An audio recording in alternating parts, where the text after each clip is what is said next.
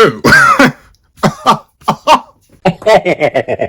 Yuta's light work, you say? I'll be the one to judge that.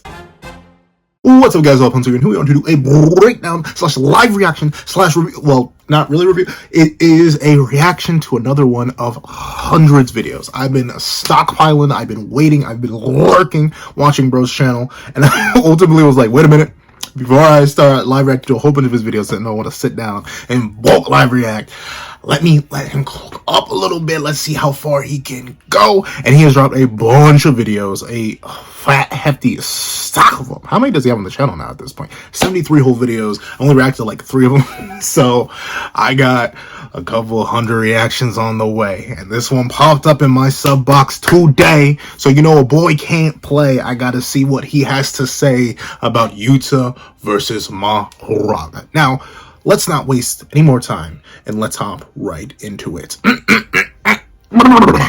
Editing me. Ready. 3, 2, 1, go. The unholy power. Just kidding. Before we actually hop into this live reaction, let me give you my thoughts on Yuta versus Mahoraga real quick. This is all variations of Mahoraga, by the way, especially since a lot of people believe that Mahoraga doesn't actually change all too much between incarnations. I'm leaning more and more into that camp. Honestly, I think I may be 100% on that camp. And I've made my opinion kind of clear before. I don't think Yuta stands a chance, at least at the current moment. I think Yuta has easy access to tools that allow him to wipe Mahoraga. Like, if he gets Angel's Technique, Mahoraga's light work, right? Right? Like, I don't know. I know it's like a holy light, but it's a holy light, so it should wipe him out of existence.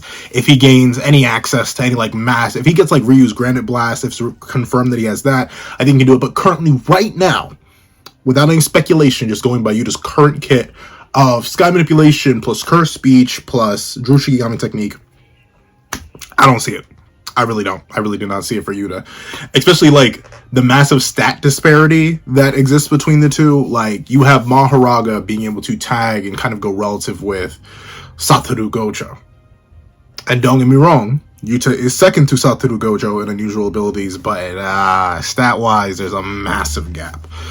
So that's Sukuna at Mahoraga. I'm assuming, considering the anime episode just came out today, he's probably talking about Megumi Mahoraga, and if you go with the stat differentials between there, I still think you kind of have to give it easily to Mahoraga. Mahoraga is able to do what Jogo couldn't and tag 15 finger, and don't get me wrong, Yuta's a speedy little guy, but he has nothing to suggest he could tag 15 finger, at least not yet. Once again, we literally see a 15 finger go up against a character that Yuta is relative in speed to, and he gets perception blitzed, and Mahoraga, while he does get blitzed a lot by Sukuna, he's actually able to tag him, which Ryu was not able to do, which at least implies to me, and Ryu wasn't able to tag a casual Sukuna.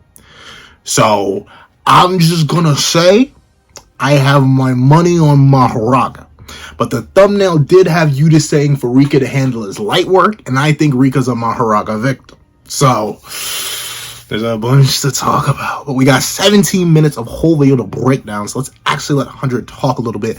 My fault. Fun fact, if you want to watch the whole video in its entirety, you can either hit up YouTube and look up 100. It should be one of the first channels that pops up. Or the link will be in the description down below to the original video and 100's channel. Check him out. Fantastic content creator. Amazing editing. Amazing video topic. Amazing everything. The only reason I have not reacted to some of his videos is because I'm watching them on the side. Like, usually whenever they pop in my sub box, I immediately click on them. But there's some I've been saving because, like, I want to live react to them on the channel with y'all. So let's see. This is fresh out the box. Let's see what he's got cooking. The current peak of the 10 Shadows technique manifested by Megumi in the form of Mahoraga. As we've seen what this behemoth could do against Sukuna, the king of curses, it allows me to ask, could Yuta Okkotsu, Gojo's strongest disciple and the one stated to be the next Gojo, be able to defeat Mahoraga and end the exorcism ritual if he were to replace Sukuna in this event of the Shibuya incident?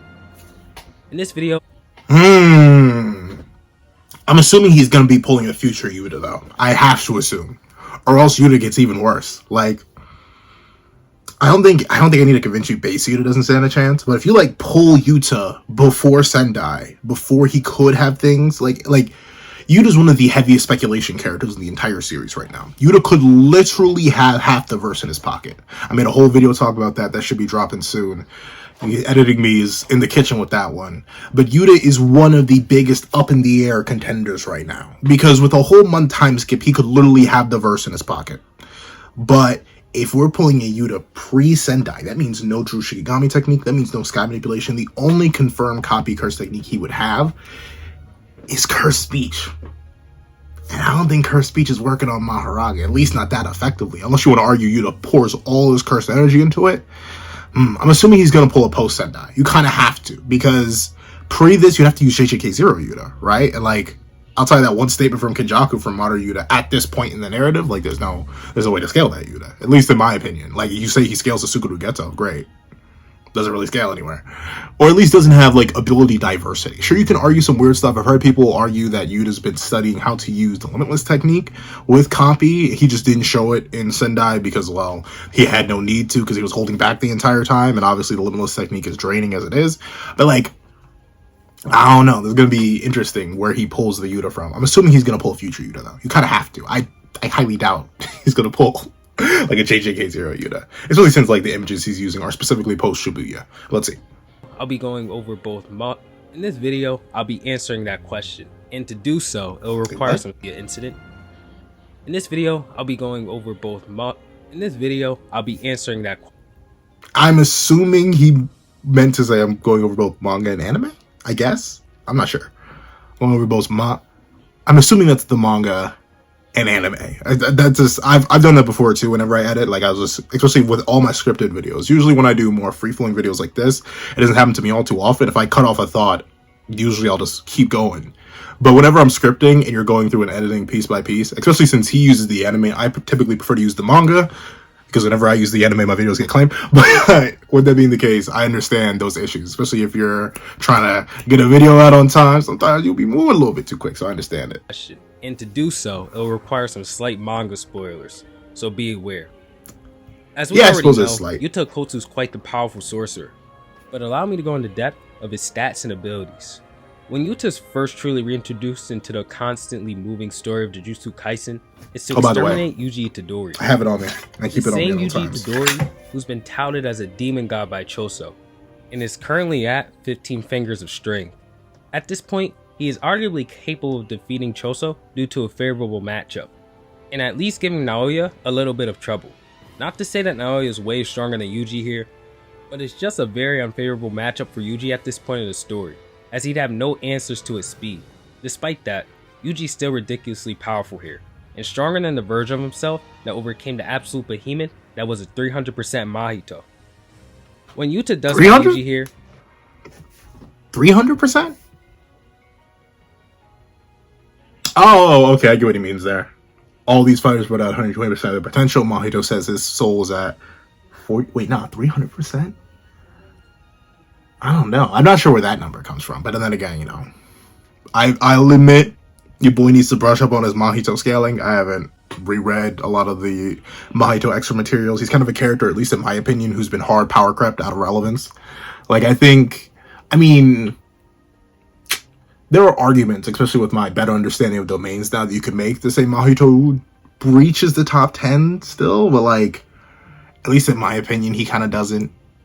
Like, any character that realistic, like all the reincarnated sorcerers have a way to beat him. Anyone with external RCT has a way to beat him. So you have your Gojos, you have your Sukunas, you have your Rozus, you have your, you can just keep going down the line. Kashimos, your Uro, like Mahito's an interesting character. 300% though. I don't know. Sorry, that statement just caught me off guard. The initial read of his cursed energy is mistaken for Gojo's himself, which implies that Yuta in his base when compared to these three characters is at an incomprehensible level of strength, to a point where these already powerful characters cannot tell the difference between him and Gojo's strength. As greetings are exchanged, Yuta instantly bolts towards Yuji. There's one thing I do want to mention about that. It is interesting when Yuji makes that comparison, especially considering it's revealed that Yuta has more cursed energy than Gojo. So it's kind of a question of like, how much do cursed energy reserves actually matter in terms of like determining one's overall power? Because we know Yuta is at least physically weaker than a character like Ryu, who definitively has less cursed energy than him. And we know that Gojo is definitively stronger than a character like Yuta despite having less cursed energy. Less for, unlike the Yuta versus Sukuna comparison where we get a direct statement from Yuta like saying, oh, he likely has more than double, meaning at least twice. For Gojo versus Yuta, it's pretty weird scaling how much cursed energy differentials they actually have. and also how much that even means. Because if we know Yuta's stats, due to his output not being all that, according to Ryu, aren't the craziest, and this battle is one to kind of show that. And sort of, Yuta's a weird character. He's a very weird character. Though I do agree, like, in terms of raw stat disparity, overall, it's very easy to argue that Yuta definitely far above any of the fighters that were about to box up right in front of the Shibuya Station. Not Shibuya Station, wherever they were. And simply put, he claps him with ease. The key takeaways from this fight for Yuta's abilities are the ridiculous amount of cursed energy he has. To be fair, to give my boy Yuji some credit, it wasn't an easy clap. Like, especially in the panel he was just showing here. Maybe this is the Yuji stand in me. As so are exchanged, don't get too heated. This is the Yuji stand in me. Remember, Yuta was trying to execute him as quickly as possible. Like, he even says in his internal monologue, he was like, oh, I expected to take him out in my initial rush. Am I saying Yuta's holding back nothing? Absolutely not. Obviously, Yuta's holding back. And he says Yuji's holding back. But presumably, Yuta is holding back more than Yuji. But to be fair, Yuta did not pin Yuji down until Rika popped her head out of nowhere. Is that valid? Of course, because Unmanifested Rika is part of base Yuta's kit, but it seems like at least base Yuta on his own was not able to casually low diff Yuji. He was definitely holding the edge in their battle. Yuji doesn't actually do any damage to him in their entire encounter, but Yuji does catch my boy off guard once or twice, breaks his sword a little bit, so like a low diff kind of egregious, at least in my opinion, but I understand. I'm assuming, like, once again, it's kind of a thing, because you mentioned earlier 15 fingers of energy. Maybe this is something that correlates directly or doesn't correlate. I don't think how much cursed energy from Sukuna that Yuji has actually matters all that much. Especially considering what happens when Sukuna ends up leaving his body later on. Oh. I mean, I guess, spoilers for the manga. But, like, welcome to That Guy with the Pencil. I spoil the manga all the time. It's kind of my thing. But especially considering what happens when Sukuna actually leaves Yuji's body later on in the manga, if anything, Sukuna was a hindrance. So I think maybe if I had to take a guess on how you argue Yuta beats Mahoraga, you say Yuji scales relative physicals wise the 15 finger. You see this later on, and you just assume that Yuji never got a strength amp. And also you could just take Yuji's statement and be like, hey, I think you could beat 15 finger. 15 finger beat Mahoraga, bada bada bada. There are a bunch of issues with that, but once again, we'll let him cook. And simply put, he claps him with ease. The key takeaways from this fight for Yuta's abilities are the ridiculous amount of cursed energy he has at his disposal, and his physical capabilities and base being able to keep up with Yuji Itadori at this point. As we move on to the Sendai Colony, where we finally get a taste of Yuta's true power, he's first pitted against Kuro Urushi, a special grade cursed spirit. It's important to note that the strength of these curses that possess this title widely vary, as they can either be as powerful as Sukuna or as weak as the curse from the detention center. But I would likely assume that Kuro Urushi is on the high end. Yuta easily dismantles the cursed spirit upon their first clash, but the real strength of this curse does not lie within its stats, but its very flexible abilities. And as Kuro Urushi's buds come out of Yuta's shoulders, Yuta is able to trick Kuro Urushi into coming close, and output reverse curse energy to its head through mouth to mouth, essentially instantly killing it. Now, Kuro Urushi is very formidable and would pose trouble to most characters in this series, but Yuta Okkotsu being the only person with the ability to output reverse curse technique through his own body was Kuro Urushi's kryptonite. This battle is also another display of how capable Yuta is as a physical specimen, basically thrashing Kuro Urushi all around the battlefield in its base. But how would he fare against the special grades? I mean, I think once again, Kuro Urushi's kind of a character who I rate pretty highly, but I don't talk about him all too much. So to be fair, Kuro Urushi, with a little bit of support, was able to, like, go bar for bar physically with Yuta. If Yuta, once again, I kind of say this about the entire Sendai Colony, and I know a lot of people like, you gotta stop hating on Yuta, Pencil, you gotta stop hating on Yuta. I'm not hating. I'm just spitting what I see as factuals. Yuta very specifically didn't even want to reveal the fact that he had RCT. I know he didn't have access to Unmanifested Rika. Unmanifested Rika was very specifically guarding the whole crew of humans that were chilling in Sendai. But, like, Yuta couldn't just physically low diff him. In the same way he couldn't physically low diff Itadori. So Kuroshi is low end relative. Like, I'm not saying that Kuroshi would ever beat Yuta. We clearly see he doesn't. But Yuta couldn't just load him. He ended up having to resort to RCT, which is something he didn't want to reveal. So, like, I'm not saying Kuroshi wins. Let's give him his due credit, alright? Kuroshi kind of like that guy. Kind of like that guy, bro. Maybe top...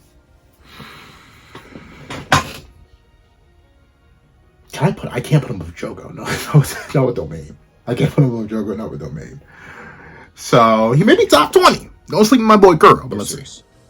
As Yuta clears Kuroshi, he's suddenly attacked by Uro and then Ryu.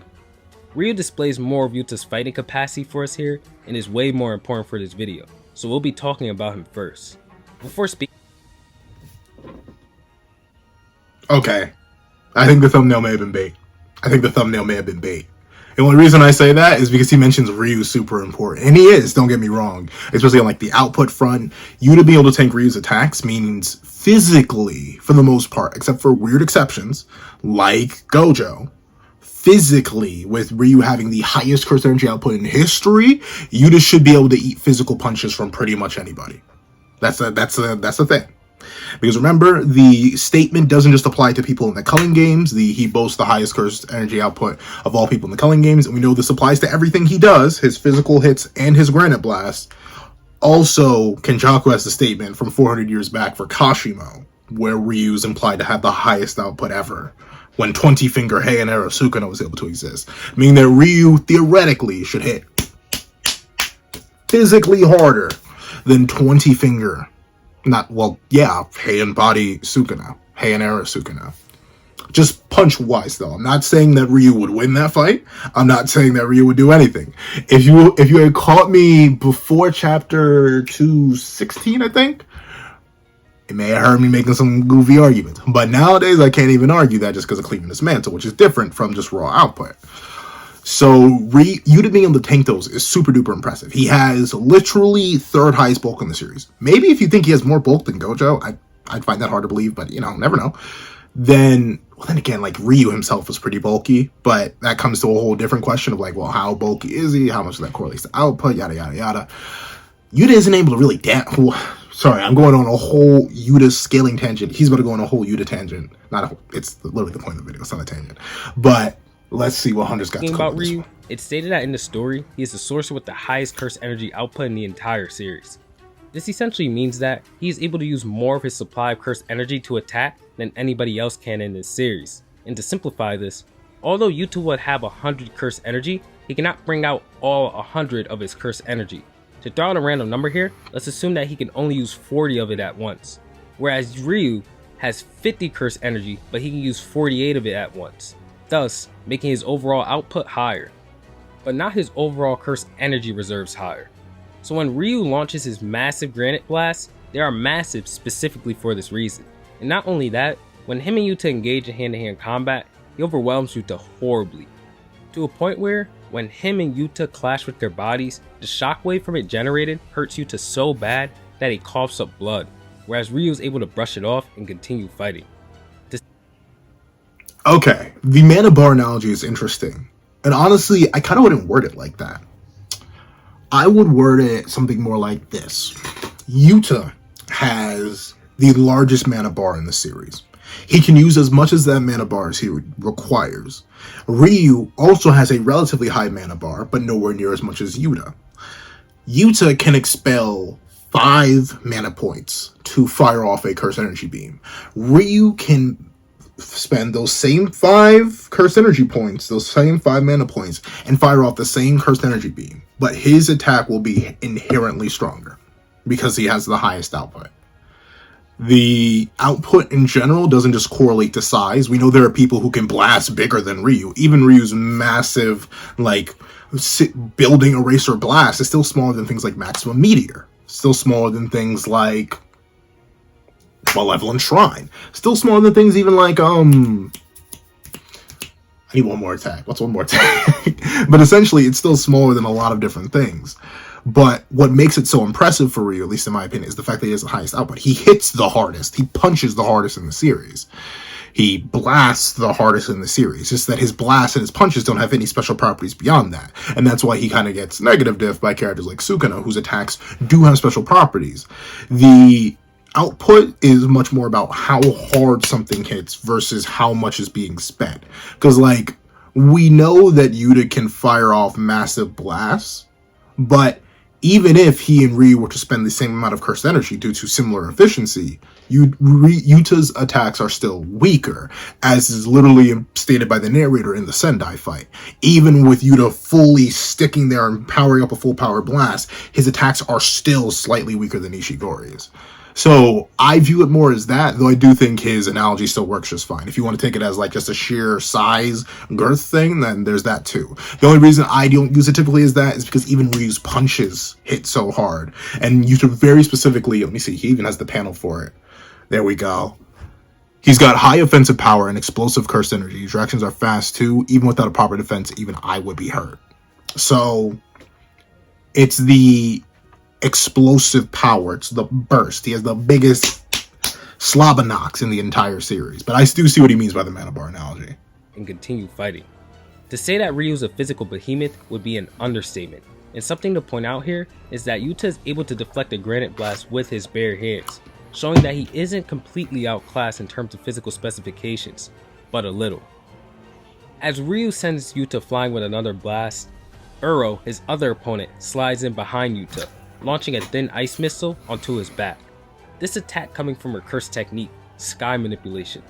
Sky Manipulation allows Uro to turn the sky into a surface, and essentially turn it into a cloth-like texture that allows her to stretch and distort space. And we see how versatile it is at this moment. First, through the previously mentioned thin ice missile, allowing her to hit the surface of the sky that is in front of Yuta, and shattering that surface as if it were ice, and thus shattering the person within it as well, doing massive damage. This technique allows Uro to negate the durability of her opponents and attack them directly through shockwaves.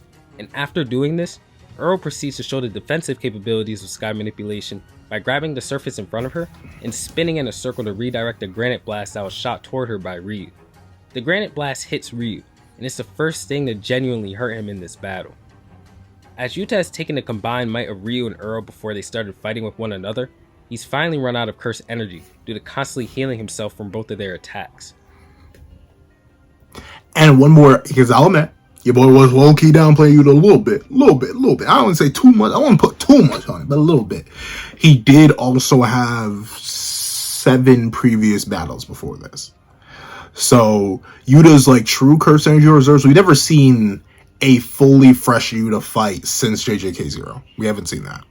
Because Yuta, very specifically running through Sendai, had slaughtered 6 other people that day. 7 if you include Drew. So 7 other people. Even if they were all low dips, that was expelling some cursed energy. Meanwhile, Earl was kind of just... and Ryu was kind of just...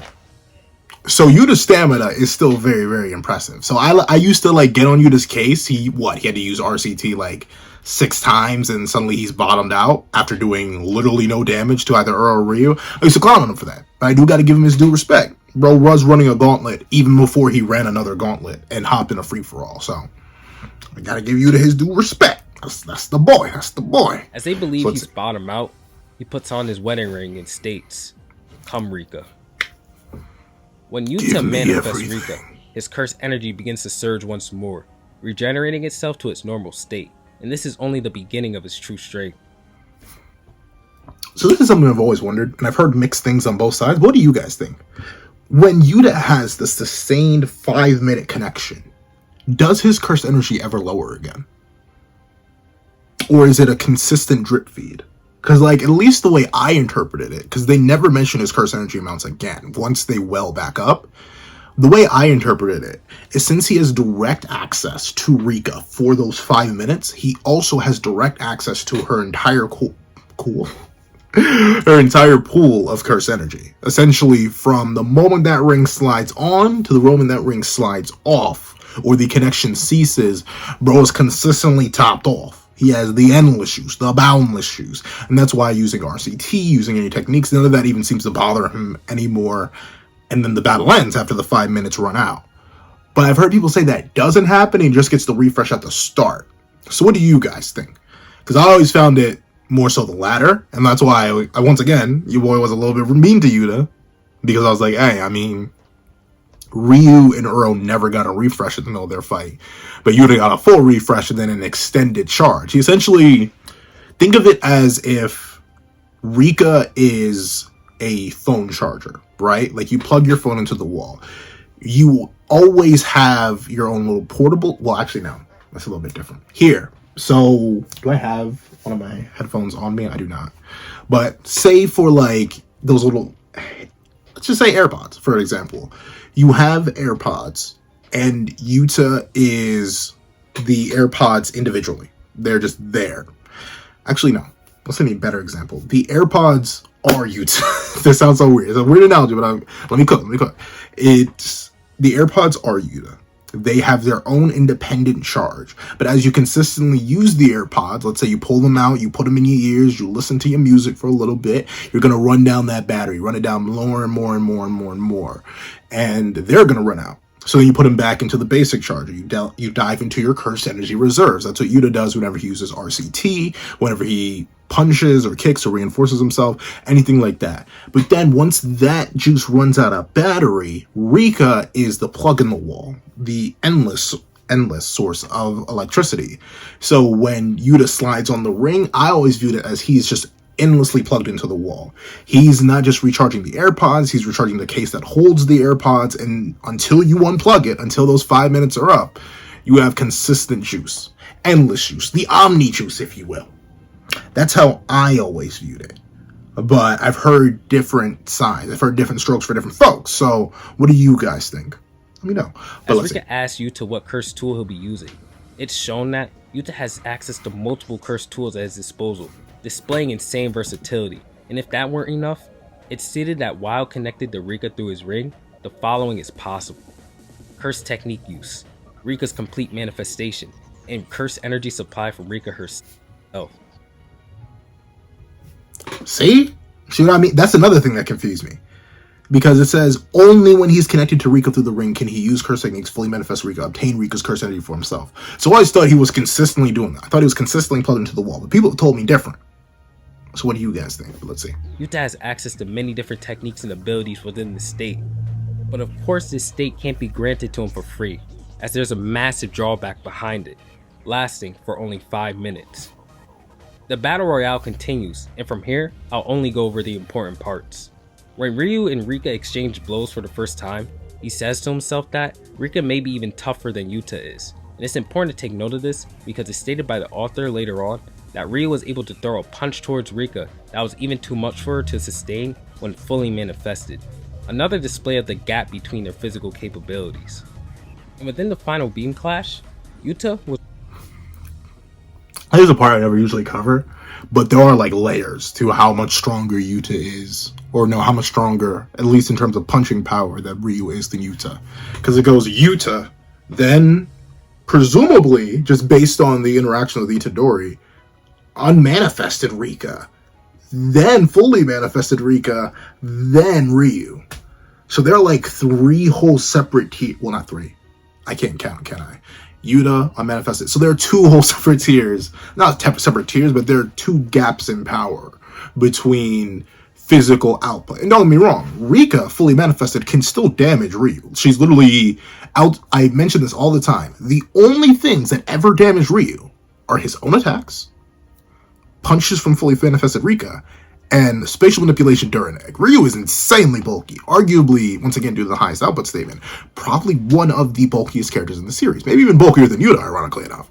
But that's a different question, different debate, different time. more than capable of ending the battle there, as all he had to simply do was launch his blast earlier than Ryu. Yet, he chooses not to, instead deciding to continue the battle between... Admittedly, I don't think he could have ended the battle there. I may just be me, though. Mainly because you literally see Ryu.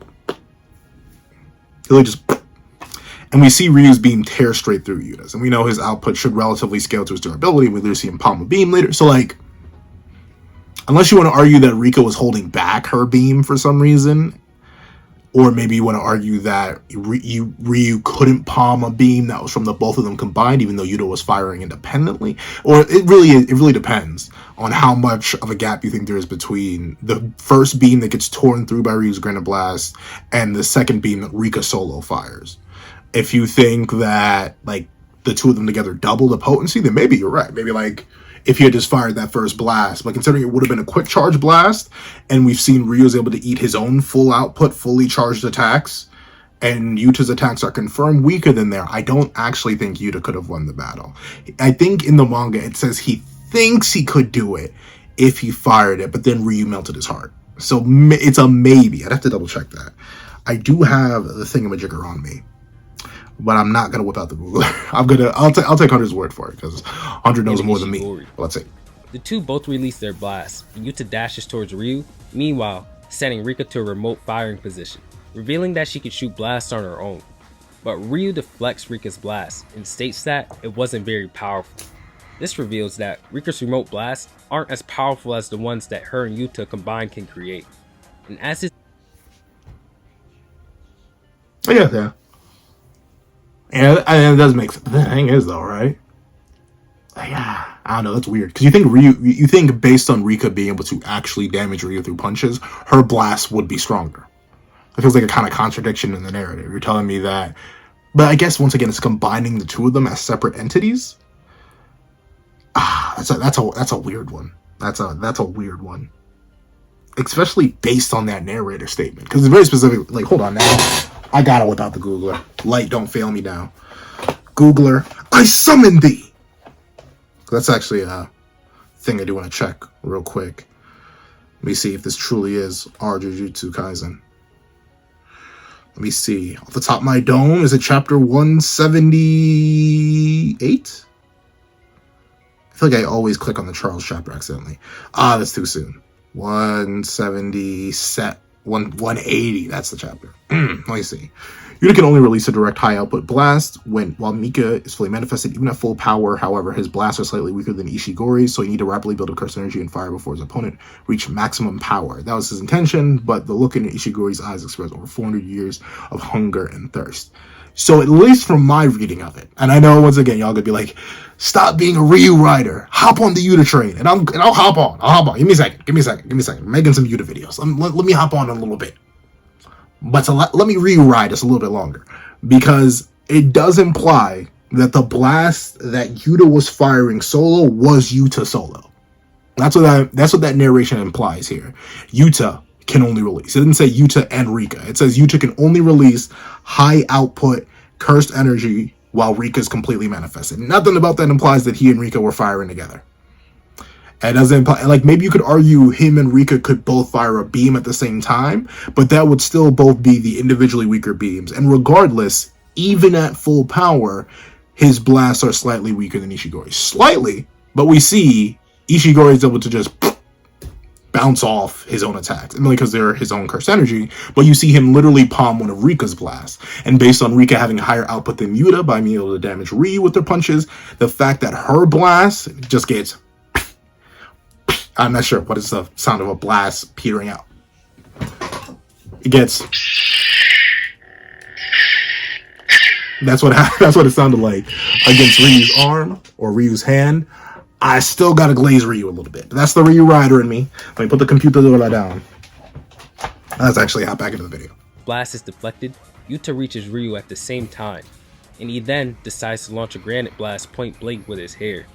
But this is when Yuta reveals that he has gained access to Earl Sky manipulation through his copy technique, and utilizes it both to deflect Ryu's blast and then hit him with a thin icebreaker.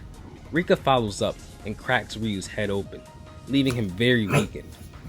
Yuta then engages Ryu in a bit of hand-to-hand to stall him in order for the granite blast he deflected upward to come back down and land on him, eventually winning the battle. Something I want to point out here is that Yuta and Ryu's final exchange wasn't as one-sided as before, because Yuta has had the chance to constantly regenerate himself, and combined with his massive cursed energy supply, he was always going to have more cursed energy and stamina at this point of the fight. Whereas Ryu doesn't seem to have reverse curse technique, so he had been running on the same battery for the entire fight. Whereas Yuta could consistently recharge himself. Yuta Kosu... Okay, so 100 and I agree on that. That's interesting. So 100, who's smarter than me, agrees that Yuta's constantly recharging his cursed energy pool and constantly healing himself up. But still, what do you guys think? Because once again, I've heard both sides. So I'm more than willing to hear what you guys think. Is ridiculously powerful. Being able to come out on top of that Sendai Battle Royale, which is a harder feat than most may realize. Going against multiple special grades leaves you way vulnerable than being in a one-on-one for obvious reasons, and it's way harder to calculate your moves and actions against multiple opponents. So while some may not find it as impressive as facing Kashimo as Hakari did, it's arguably even more so, and does an excellent job. Now, I'm just gonna throw my little hat. I'm gonna throw my little hat in the ring. As infinitely more impressive than what Hakari did, especially considering Yuta beat Ryu. That is something Ryu admits. Hakari beat Kashimo. Hakari even admits that he doesn't think he really won that fight. And based on the damage that both received afterwards and who needed healing after the fact, Ryu was, thanks, you satisfied my hunger. Kashimo was like, I mean, come on now, dog, these stupid modern sorcerers and their darn gambling. Fine, go ahead and off me. Like, there's two different energies. I love Hakari versus Kashimo. Maybe specifically as a fight, if I'm just taking Yuta versus Ryu isolated versus Hakari versus Kashimo isolated, then I think I may even enjoy Hakari versus Kashimo more. But in terms of an overall impressive feat, as powerful as Kashimo is, the strongest of his era, don't let me clown on Kashimo. Yuta's feat is infinitely more impressive by like 15 miles. But that's me. At showing us his greatest assets as a sorcerer, not only physically, but mentally and emotionally as well, as there are some hidden themes within the Sendai Colony arc. Something else I want to point out about Okotsu's kit is that its versatility is way more dangerous than we actually believe it is. As almost every single fight in this series is decided by a miscalculation or a sneak attack from the opposing side, this versatility in equipment and abilities allows Yuta to have a way higher chance of catching anybody off guard than really any other character, and I believe that this should be considered when placing him in any matchups. Would you? And I agree. Though admittedly, I always find it hard. Yuta's one of the most difficult characters to do versus battles for. Trust me, I have a whole stream of them, a whole list of them. They're written out in the video list Google Doc. But my biggest thing with Yuta is how much hypothetical do I give him? How much do I assume for him? How much do I say he was holding back? How much of a stat boost do I have to give him? Do I have to give him a whole perception boost above Ryu? Do I have to automatically scale the 15 finger off the Yuji statement? Even though there's counter evidence to that in the Yuta versus Ryu fight in comparison to 15 finger Meguna? What do I do? Do I assume he just has the 3 curse techniques he's shown, or do I just assume that he should have every curse technique he's seen? Should he have Limitless? Should he have Idle Transfiguration, because we know he saw the Shibuya stuff? Should he have Disaster Flames, because we know he saw the Mechamaru footage? Should he have Blood Manipulation, because we know he knows Kamo? Should he have Boogie Woogie? Should he have Tool Manipulation, I guess? But like, should he have Angel's Technique by the current point in the manga? Because a whole month has passed and he was literally there watching it, and who knows, maybe he could have all over her arm if you think the eating is a basic requirement. Does he have Cleveland dismantled? That's the thing with Yuta. He's such a... Once we have this series over and we get Yuta's full lineup of a kit, then we can be like, alright, fine, we can throw him against anybody in the verse and anyone cross-verse. But at least right now, Yuta's one of the most difficult characters to talk about, because literally giving him one ability or taking one ability away changes entire matchups. Like, the major reason I think he slams Mahoraga right now is because he doesn't have an answer for it. Sky Manipulation isn't big enough to immediately wipe Mahoraga. He'd adapt to it, laugh it off, heal the 5 seconds in between, and be just fine. Rika's punches are very, very impressive, but not as impressive as 15 finger Sukuna's dismantles, which Mahoraga was able to eat. And then Mahoraga would adapt to Rika's punches, if not just one-tap Rika with the blade, the Sword of Extermination. So that's rough stuff. And Jujutsu Kaisen technique, what did that even do? Now that I've realized domains don't actually shut down techniques, they just kind of like override stuff. Like, it wouldn't even shut down Mahoraga. Like, one of the biggest things you argue for Mahoraga is like, oh, well, Mahoraga is a technique. So if you want to be me, aka a bit of an agenda pusher, if you will, and you want to argue that Toji beats Mahoraga, you argue Toji relative speed to 15 finger, stabs Inverted Spear of Heaven into it. Mahoraga poofs, because it turns off techniques. Mahoraga's a technique. Good. For Angel, you want to argue Angel beats Mahoraga? Jacob's Ladder turns off techniques. Boop. Mahoraga's done. That's the same thing with Yuta. You give him Angel's technique, he loads Mahoraga.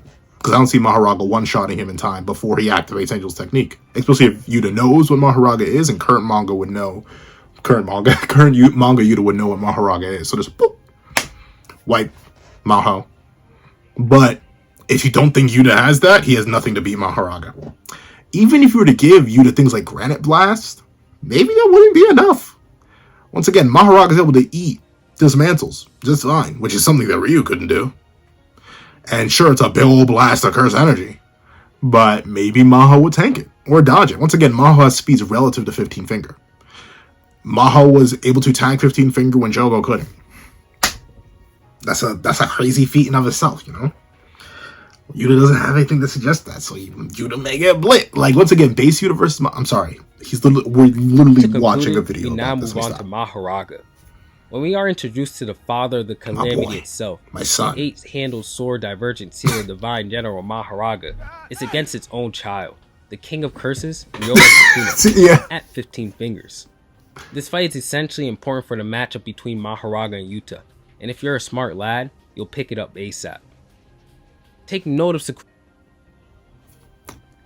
I am not a smart lad, but I'll try to pick it up as quickly as possible. As he opens up the battle, casually parrying Mahoraga, then landing a flurry of punches on him, and then a dismantle. As Mahoraga wheel turns, Sukuna takes note. He decides to test his dismantle on it once more to see the effect of the wheel. And this time, Mahoraga deflects Sukuna's dismantle with a massive grin on his face. It displays his primary ability, adaptation akin to evolution. After experiencing an attack, Mahoraga essentially has the ability to change its nature over time.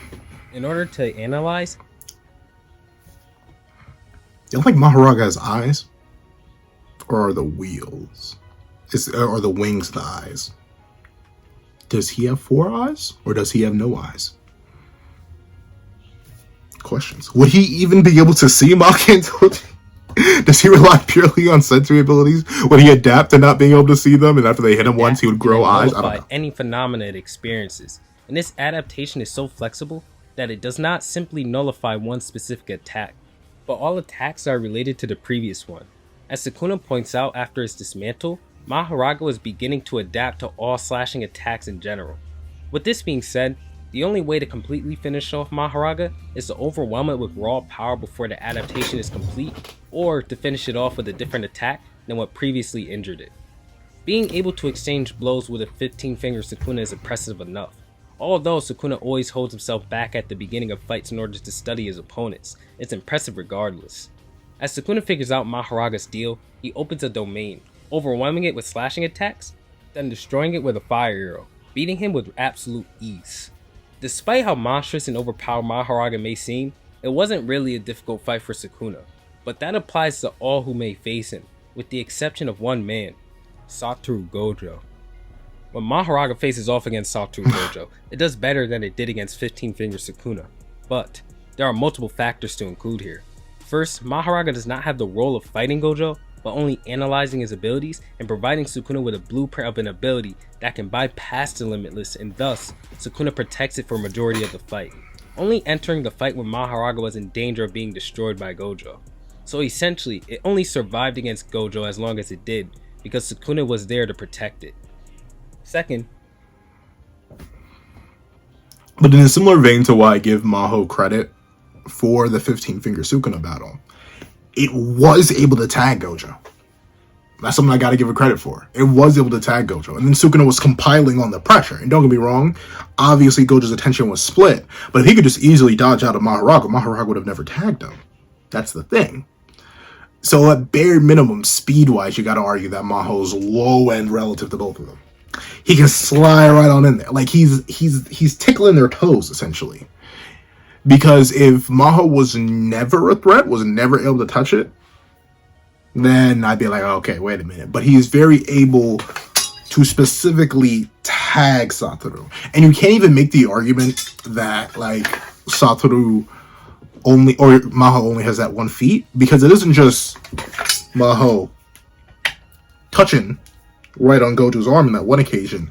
Also, when he pops out the shadows, Gojo looking dead into the shadows with the eyes of the six is not able to respond to Mahoraga spawning in and grabbing him and then slashing him. Gojo's caught off guard, of course, but he's looking directly at it. And we know Gojo perceives things way faster than other people. So Maho's able to tag him there, do actual damage to him. Crazy. And once again, able to tag him another time when he comes down from the ceiling. Crazy. Another time when you see Mahoraga initially come out and kind of in a weird way. Sure, I think the scene's kind of weird and I don't like it because it feels weird, actually, considering the scaling that happens later in the battle. But when Mahoraga first comes out on a limited void, Gojo's like, oh no, Mahoraga's here. Let me try and fire. Before Gojo can even do anything, Mahoraga appears, hits a big old cheese at him, and stabs Unlimited Void. All before Gojo can move a muscle. So in terms of speed, Mahoraga's kind of Gojo crazy. is also very weakened here, as he and Sukuna had been fighting for 9 to 10 chapters before Mahoraga truly joined the battle. But this is still Gojo we're talking about. This same Gojo who stated that Yuta and Hakari can only join the battle once he's become weaker than them. That's another big thing. And I was about to mention, realistically, unlike Sukuna, though you could argue Sukuna's the same way. Not really, though. Gojo never actually, reasonably, the only fatigue he should have is the brain damage. Which is a big bit of fatigue, don't get me wrong, but it's specifically domain-exclusive brain damage to his curse technique. Other than that, his stats should be fine. One of the biggest reasons Gojo's so difficult to argue cross-verse or argue against is not just because of the infinity. It's the fact that for all intents and purposes, bro does not need to rest. He has unlimited stamina. So he's kind of just a nightmare to deal with in general. Because if you can't break through his attacks, he can literally just stand there. Or he can't break through the barrier, he can literally just stand there. Forever. And stay conscious. And he doesn't even need to really stay conscious, but he could just do that. So being able to tag Gojo at all, even after an extensive battle, still very, very impressive. And obviously the Hakari statement. So that means one-armed, brain damage Gojo still scales above Yuta and Hakari combined. Or at least individually. Either of which doesn't matter, Yuta's still weaker. So he wasn't extremely weakened. And last, Mahoraga had already adapted to Gojo's Limitless due to Sukuna's efforts in earlier chapters, making Gojo's blue-infused punches and his techniques weaker. When Mahoraga fights against Gojo, it's pretty one-sided until Sukuna and Agito helps him, in which it finally does land a blow against Gojo, cutting his arm off. Except for this, Gojo chooses to dodge all of Mahoraga's attacks though, which shows that either has enough attack potency to hurt Gojo, or Gojo was aware that Sukuna would strike the moment that Mahoraga made contact with him. Take that as you will, but it's left up to interpretation. I don't think it's left up to interpretation because we literally see him damage him. I don't know. At least in my opinion. Like AP, wait, like he just showed the panel. I think he's being generous. He's being generous for Maho in an anti-scaling sense, so he can be generous to you later. Because like look, like no, the panel, like that's Satoru's life juice right there. He got by Mahoraga, fresh out the shadows. So Mahoraga clearly has the AP to damage him. And that shouldn't be that, unlike the blue negating stuff and the infinity negating stuff, that shouldn't be an adaptation thing. I don't think Mahoraga, I mean, maybe you could argue it, but I'm not sure. I don't think Mahoraga can literally get stronger to attack somebody better. And I don't think any of the adaptation that Sukuna was specifically going for would have allowed that. So Mahoraga, fresh out the box, fresh out the Shadow Realm, is able to damage Gojo, who should be the second bulkiest character in the entire series, arguably. Unless you think Yuta's bulkier because of curse energy amount, but that's a question for another day. Gojo was aware that Sukuna would strike the moment that Mahoraga made contact with him. Take that as you will, but it's left up to interpretation. Something else to take into consideration is that before Gojo destroys Agito, he points out that it does not belong on this battlefield, or you haven't been able to keep up with the others. So this does confirm that Gojo perceives Mahoraga as a threat despite him overwhelming it, and even stating that he could one-shot it with a purple if need be.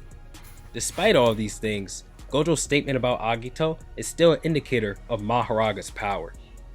So when we finally take Yuta and Mahoraga and match them against one another during the Shibuya incident, who comes out on top? Yuta with his immense cursed energy, multiple abilities and cursed tools, or Father Calamity itself, Mahoraga? Between the two, it'd be a hard-fought battle, but honestly I'd give it to Mahoraga with mid to high difficulty. Mahoraga is simply too much of a behemoth for Yuta to take down, and he'd have to do it within 5 minutes, because its base is nowhere close to enough to contend with Mahoraga. And even then, throughout everything Yuta has shown, none of it seems practical in taking down Mahoraga in one shot. The Rika blast is impractical, but if Mahoraga isn't going to comply with a beam clash, stand still, and charge a beam like the previous times Yuta has used his technique with Geto and Ryu. Then Icebreaker doesn't seem like it'd one-shot Mahoraga, especially if Sukuna's dismantles could it. And nothing else Yuta has can really get the job done. Yuta has immense versatility, but the versatility just doesn't have enough strength to put down Mahoraga, especially... A comparison someone told to me, this is not in a pencil original. Someone said, I can give you 1,000 spoons, but they will never help you if you need a knife. That's the Yuta versus Mahoraga problem. Bro could have literally everything. He has a whole bunch of cursed tools dangling to Rika. We don't know what they do. He has 3 separate curse techniques he could draw access to. They wouldn't be enough. Yuta has a whole bunch of spoons when all he really needs is a good knife, and he just doesn't have that. It's very unfortunate, but it be like that when it be like that, especially when it be like that. For me, I always chalked Mahoraga up to more of a mid diff, maybe even I don't want to say a low diff because Yuta's super duper bulky. Obviously, Yuta would be very, very annoying with the consistent regen and stuff like that, but I never really thought it was that much of a fair comparison. But of course, obviously, I'm a biased Yuta hater. That's me, obviously. That's just who I am. That's right, I did it! So, that's me. What do you guys think? Let's see. People will mention Yuta's domain when nobody has seen anything from it. It's known this argument, and including it is headcanon. Yeah. Yuta not being aware of Mahoraga's adaptation in this instance also only makes the battle more difficult for him. But Yuta saves his biggest attacks for last, and is quite intelligent, so it doesn't completely screw him over instantly. As for Rika's inclusion in this battle, I mean, she's there, but I don't think she has anything that could potentially harm Mahoraga either. And in my opinion... Here's the thing. I'll give Rika this. If she punches Mahoraga, it'll do damage. But then it's not doing damage again. That's the big thing. Because Mahoraga adapts to phenomena. It sounds so stupid, but like, if you punch Mahoraga in the face and it actually hurts it, which I think it will, if Rika can damage Ryu, I think it will damage Mahoraga. It's not going to one-shot him, though. It's not going to blow Mahoraga to pieces. So thusly, Mahoraga's going to... and then be just fine. So yeah, Rika's kind of a one-trick pony. Unfortunately, if Rika could be imbued with techniques like Garuda, then she could go a bit more crazy, but even still, I don't think Rika's smart enough to use the techniques. I don't think Yuta has enough direct control over Rika to use the techniques.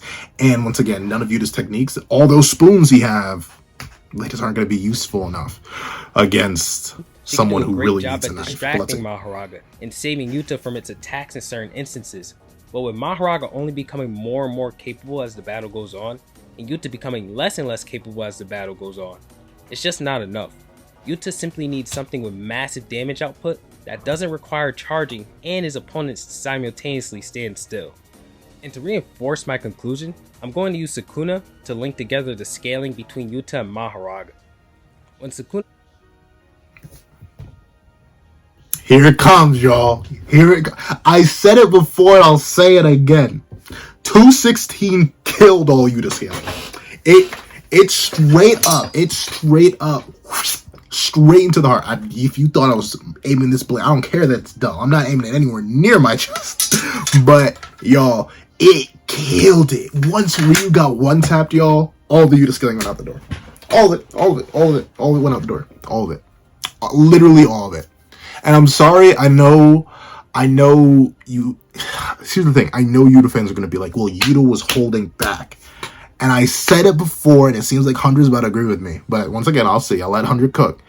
But I'm assuming it's going to go a little something like this. If I had to take a guess. Once again, I'm freestyle off the top of the dome. Hunter about to be like, hey, yo. We literally see how Sukuna, a 15 finger, the same variation. It gets even worse if you actually believe that the base body that Sukuna's in affects his levels of speed power, or at least his physical stats, because then he'd be even faster as Yuji Kuna.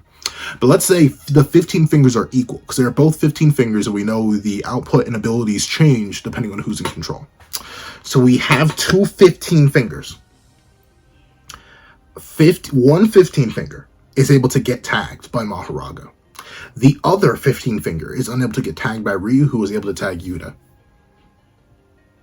Oh, and by the way, Ryu got Perception Blitz when Sukuna went remotely seriously. Yuta would get Perception Blitz as well. I'm sorry, unless you, once again, I've heard the arguments that Yuta's holding back an entire Perception Blitz tier. I don't buy it. I really don't. I truly and honestly don't. That's just me, though. I understand if you do, but at least until I get some cold, hard facts of the contrary, which may come soon. Once again, if Yuta pulls up and does anything against 20-finger Sukuna, that's raps. That's game. I will wholeheartedly... My hat's all the way over there. I'm not going to grab it. But I will wholeheartedly lay the gauntlet down and be like, hey, your boy was wrong. He was actually holding back a whole Perception Blitz tier against Ryu and more. But until we get that confirmed, I don't see it. I really don't see it. Certainly proving himself as a peer to Yuta, he attempts to come with a dismantle to easily kill him. But to Sukuna's surprise, Ryu's able to survive it. And as Ryu packs up to charge a Granite Blast, Sukuna increases his output and Perception Blitzes him. With Ryu having a higher physical stat specification than Yuta, it's likely that Sukuna would handle Yuta in the same exact way. Whereas when facing Mahoraga, Sukuna was able to bully him quite easily as well. But the adaptation process of Mahoraga allowed him to only become more durable and troublesome for Sukuna, forcing Sukuna to maximize the output of his techniques to destroy Mahoraga before it became too dangerous. Although again, this was still light work for Sukuna. Mahoraga overall was more impressive than Ryu because it simply took less effort for Sukuna to crush Ryu, and Mahoraga is a way more complicated and complex opponent to handle than anybody from the Culling game. Okay, that's an interesting way to take it. And just going by effort scaling, yeah. That's true. I didn't even think about it that way. Once again, I still think the being able to tag 15 finger versus not being able to tag 15 fingers is also a valid thing to go with speed. Already durable enough to survive an entire onslaught of Malevolent Shrine from Sukuna. To be fair, though, to give Sukuna, by proxy Yuta, his due credit, Yuta should be able to pull something similar.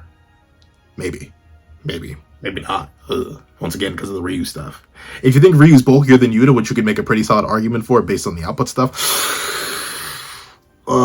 maybe a little bit rough, but Mahoraga had already adapted to slashing. And we know it's a phenomena-based thing and not a technique-based thing, because the Gojo fight. So, Mahoraga had already adapted. A decent bit, too. The wheel had spun, twice, I think, so... This is a little bit out of the field for Mahoraga. It'd be like saying Mahoraga is able to eat reds because he ate a weakened output red from a Sukuna who had already tanked red to adapt for Maho. We see the wheel spin specifically after Sukuna takes the Crimson Backshot of Liberation. Wheel spins on the ground. Mahoraga comes out. Gojo's output is weakened due to the brain damage. So that is a place where he's weakened, actually. But Gojo's output's weakened. He doesn't charge the red up at all, and Mahoraga tanks it.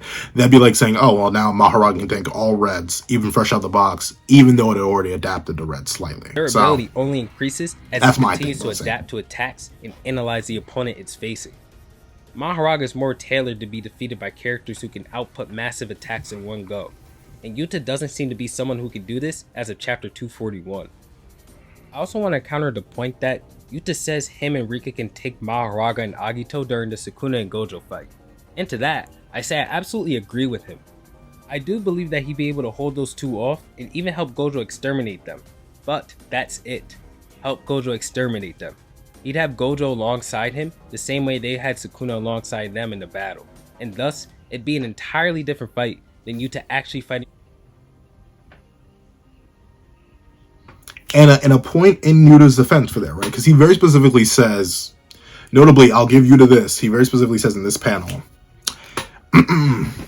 it's a case by case, and Sukuna's domain expansion is disabled right now. If Rika-chan and I enter, I can definitely handle the two Shikigami. He very specifically says, if Rika and I enter, I can handle it. He doesn't say he's going to fight them alongside Gojo. He believes he can handle them by himself. And that's one of the biggest reasons I think he does have Angel's technique. Because other than that, I don't see how he would...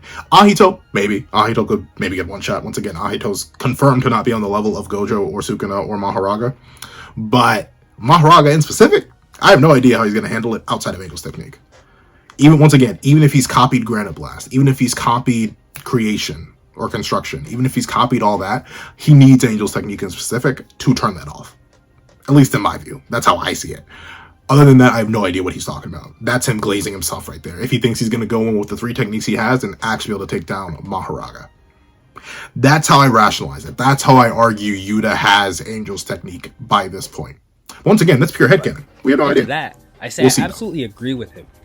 I do believe that he'd be able to hold those 2 off and even help Gojo exterminate them. But that's it. Help Gojo exterminate them. He'd have Gojo alongside him the same way they had Sukuna alongside them in the battle. And thus, it'd be an entirely different fight than Yuta actually fighting Mahoraga and Agito himself alongside Rika.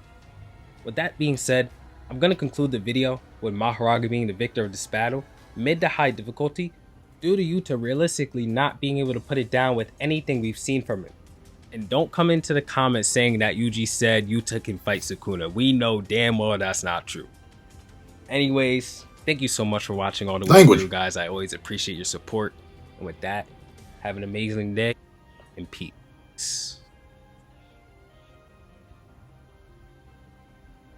We gonna let the last second rock in a second. I just don't want the video to end. That's a video I'm interested to see. I'm very interested to see why Yuji and Sukuna cannot coexist. I saw that pop in my sub box. That almost broke my 100 ward for other stuff. I do watch his spoiler discussions in his chapter reviews though, so I ain't hold off too much. However, I do declare, I do agree. W video, fantastic editing, as always, fantastic arguments, as always. Obviously, I'm a little bit biased, because you guys know my thoughts on Yuta versus Mahoraga, and how they have not changed, but hopefully, you guys can hear that I've softened on Yuta a bit. I still think Yuta is still extremely powerful. I think he still has a fantastic matchup against a majority of, like, 90% of the verse. 95% of the verse. 97% of the verse. It's just those, like, it's those top 3, 4. I say Kenjaku's still a really rough matchup for you, but once again, I'll cover that. I've seen versus battles on that one too. I'm planning to make my own properly soon enough, but I may also watch a couple of them with y'all. But if you guys made it all the way to the end of this video, please leave 100 Mahoragas in the comment section down below. What those 100 Mahoragas are doing, that one's up to you. But I want to thank you guys so much for watching. Please to like, share, comment, and subscribe. Make sure you check out 100's channel and video in the description down below. Luckily enough, hopefully if you found me, you've likely found 100's channel. Hopefully. I'm hoping that. But if you haven't, please go check him out. He's a fantastic content creator. Makes amazing content very consistently. Like, I forget when his last upload was, but it was not too long ago. I see one other video here, the why Yugi's never defeated by Kenjaku video. That was 8 days ago. This came out today. I'm pretty sure the spoiler discussion came out literally yesterday. Bro posts consistently. If you want fire JJK content, please go check him out. But I want to thank you so much for watching once again. Please remember to leave a like, share, comment, and subscribe. And make sure you hit that little notification bell so you do not miss out on any videos that come to the channel. Also, I do have a Patreon below, as well as one $1 a month. Get things like exclusive videos, early content, and more. You also now become a member of the channel for as low as $3 a month to get the same perks and more. Some of those perks will include the live reaction to the next chapter of Jujutsu Kaisen. I want to thank you so much for watching once again, and I hope you guys have a wonderful day. This is That Guy with the Pencil, writing off. I'd like to give a thank you to our $3 members, Wakana Plays and Red Wolf 4765. I'd like to give a thank you to our $5 patrons, Winter, Victor, Sean, Midnight Gemlord, Kevin, and Demix LND. I'd like to give another thank you to our $7 member, Autumn's Morning Lazo. I'd like to give another scrumdiddlyumptious thank you to our $10 patrons, Robbie Uchiha, Joaquin, and Ida Mokami. I'd like to give another thank you to our $25 member, Alex Ice Rose. I'd like to give one final thank you to our $25 patrons, Igneal and Calvin Elder.